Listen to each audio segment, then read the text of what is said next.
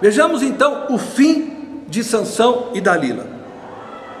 Tudo nos leva a crer que Sansão e Dalila morreram no mesmo dia e no mesmo lugar. A Bíblia não diz que Dalila estava no templo adorando ao deus Dagon, enquanto Sansão era humilhado pelos filisteus, mas ela indica que todos os filisteus daquela região estavam no templo. Isso, para os estudiosos, significa que Dalila estava lá, pois ela fazia parte daquela região.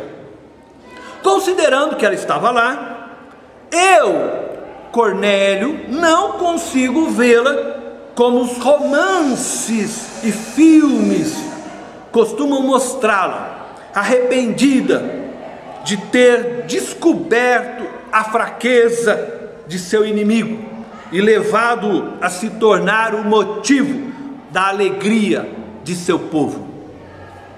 Pelo contrário, eu imagino Dalila feliz, assim como seu povo estava.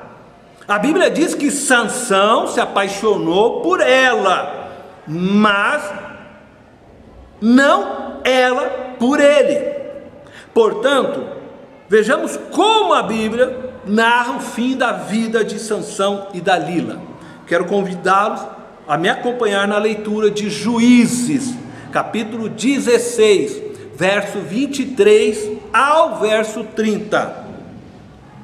Então, os líderes dos filisteus se reuniram para oferecer um grande sacrifício a seu deus Dagon e para festejar comemorando: o nosso Deus entregou o nosso inimigo Sansão em nossas mãos. Quando o povo ouviu, louvou o seu Deus.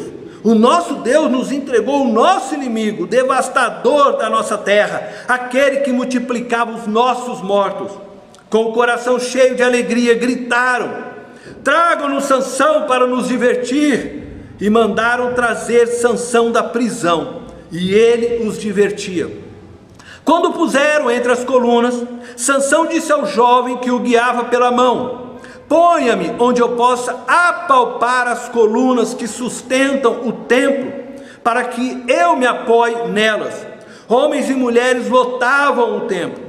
Todos os líderes dos filisteus estavam presentes, e no alto, na galeria, havia cerca de 3.000 homens e mulheres vendo Sansão, que os divertia.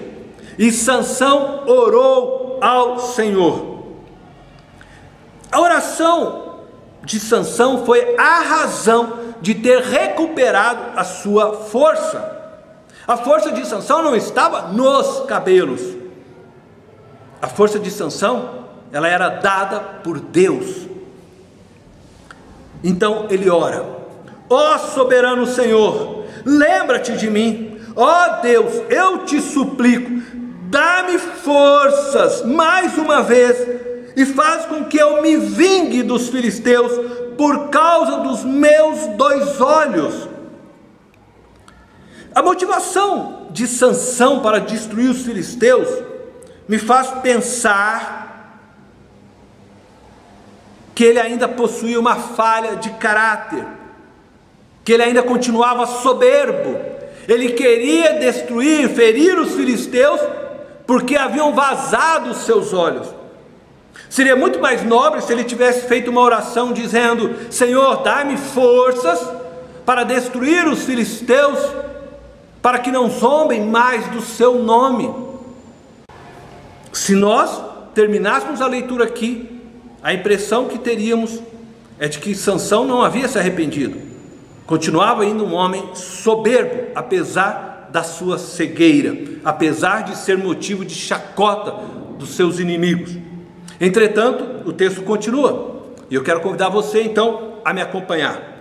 Então, Sansão forçou as 2 colunas centrais sobre as quais o templo se firmava. Apoiando-se nelas, tendo a mão direita numa coluna e a esquerda na outra, disse: que eu morra com os filisteus. Essa expressão aponta que ele considerava-se indigno de continuar vivo. certamente por estar arrependido das escolhas erradas que fez ao longo de sua vida. Ele poderia ter orado para que Deus destruísse os inimigos e o mantivesse vivo, mas ele pede que ele também seja destruído juntamente com os inimigos, porque ele se considerava indigno por tudo que havia feito de errado durante a sua vida. Uma demonstração de arrependimento. A continuidade do texto diz: então ele as empurrou com toda a força, e o templo desabou sobre os líderes e sobre todo o povo que ali estava. Assim, na sua morte, Sansão matou mais homens do que em toda a sua vida.